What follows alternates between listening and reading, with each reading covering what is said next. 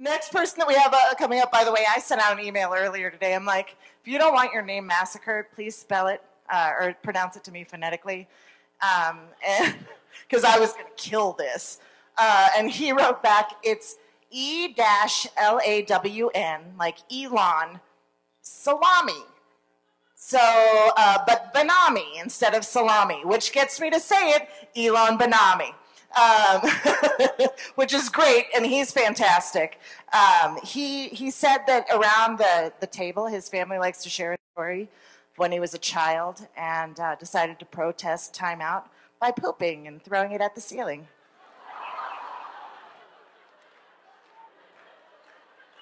I love people who can share. So let's bring out Mr. Salami. This is Elan.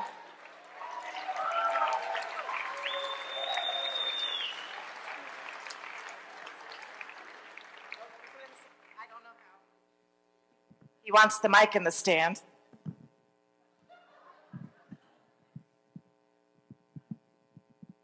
Hi.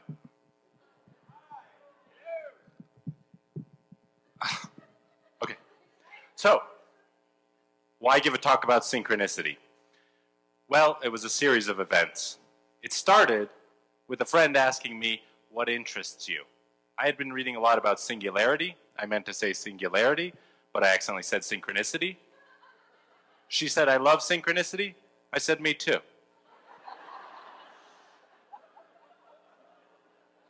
Synchronicity is when things are beyond coincidence, but without explanation. Like when you've been thinking of a friend you haven't talked to in 2 years, and they call you that very day. I wanted to explore the possible relationship between synchronicity and self-actualization because I'm really interested in knowing myself better, and I'm obsessively curious about how people come to see the world in the way they do. As I decided to write about synchronicity, I hear from Randy, who is a guy who punched me in the mouth in 7th grade. Randy has popped in and out of my life for the last 2 decades. Every time we see each other, one of us is going through something significant. It gave me pause thinking about how Randy was coming in and out of my life because I couldn't quite explain our encounters, so I had 2 choices: dismiss or inquire. And let's be honest, if I went with dismiss, talk ends here. I wrote out all the times I've crossed paths with Randy. Here are a few topics I write about: the time he punched me, the time he was my waiter, the time I cut hair with his brother, the time he got shot. I email Randy because I want to hear what he thinks. I was nervous. I mean, here I am bringing up some painful shit saying, I don't know where this is going to go. It might be relevant. It might not. If you want to share your perspective, I'm interested. The stories I had about the events reflected the way I saw the world at that time, and we give meaning to the littlest things, like that yellow circle in the corner. What reason did your mind give for its existence? You choose who you build something with, but those initial connections you have no control over. Who your parents were, who happens to crash into you in traffic, whoever's responsible for hiring that day at a job.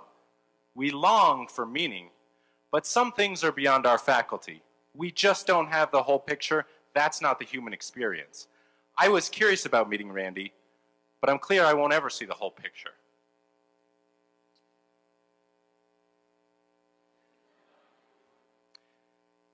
Thinking we know or accepting our interpretation as truth puts us in a position where we're passive. It limits our ability to stay open. So consider your synchronicity story a working thesis. Ask, what is this moment asking of you, not from you? Randy and I get together for a coffee and have a conversation, our first ever. He tells me that the only time he had been to my house was at my brother's party, and that was the very night he got shot. Ultimately, I learned that Randy wasn't some angry kid who punched me in 7th grade. He was just sad and scared, like I was.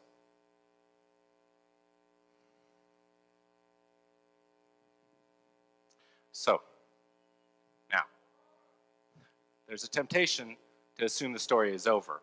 Because if I know how things go, I don't have to live with the fear and mystery and complexity of life, the vulnerability, the angst of the unknown.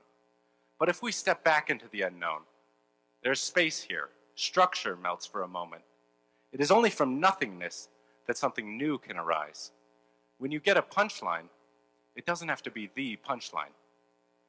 Quantum entanglement is a physical phenomena where the actions of one particle cannot be described independently of another, across any distance.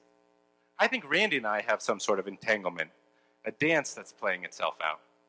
So when synchronicity or entanglement shows up in your life, watch your mind form its conclusions, but then invite curiosity in.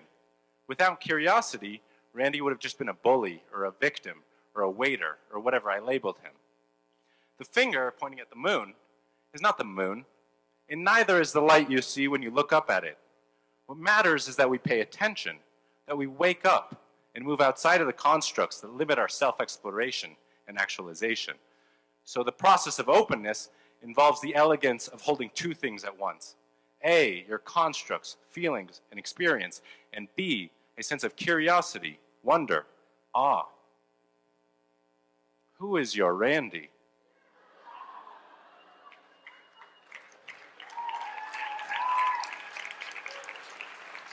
It could be a person, a place, a symbol. Write out the story of your Randy, and then settle for a moment into the inquiry. Thank you.